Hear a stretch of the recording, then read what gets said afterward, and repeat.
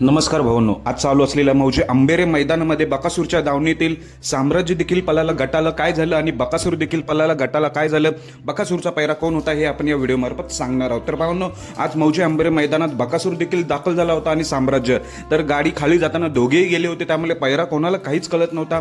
पण साम्राज्य आपल्याला गट क्रमांक 21 मध्ये पळताना दिसला।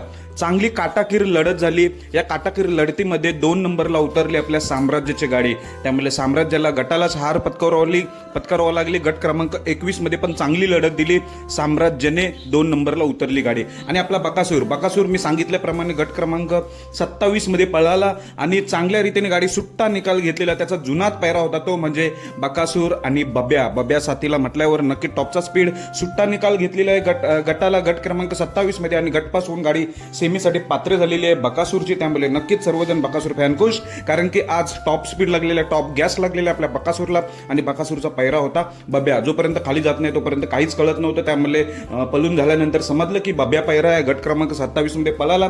बेस्ट ऑफ लक बकासूर आणि बब्याला सेमीसाठी। धन्यवाद भावांनो।